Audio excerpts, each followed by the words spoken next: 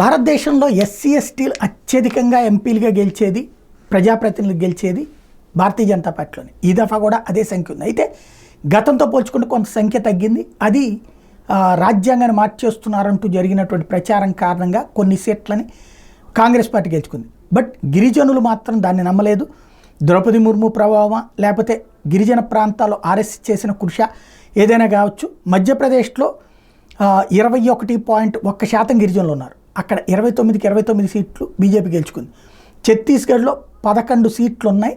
11లో అక్కడ 30.6% మంది ఎస్టీలు ఉన్నారు, గిరిజనులు ఉన్నారు. 10 సీట్లను గెలుచుకుని ఛత్తీస్గఢ్. అంటే అక్కడ కూడా బీజేపీకి గిరిజనుల్లో పట్టు కోల్పోలేదు. జార్ఖండ్లో 26.2% మంది గిరిజనులు ఉన్నారు. అక్కడ 14 స్థానాలు ఉంటే 9 గెలుచుకుంది అక్కడ.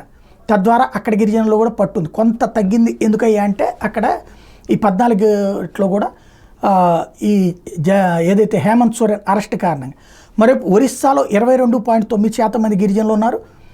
అక్కడ 21 సీట్లు ఉంటే 20 భారతీయ జనతా పార్టీ గెలుచుకుంది. టోటల్గా బీజేపీ 75 గిరిజన సీట్లో 68 గెలుచుకుంది ఈ 4 రాష్ట్రాల్లోనే. అది కీలకమైనటువంటి అంశం. ఓవరాల్గా చూస్తే బీజేపీ ఈస్టర్న్ గుజరాత్లో, సదరన్ రాజస్థాన్లో ట్రైబల్ డామినేటెడ్ ఏరియాల్లో విజయం సాధించడం అన్నటువంటిది కీలకమైనటువంటి అంశం.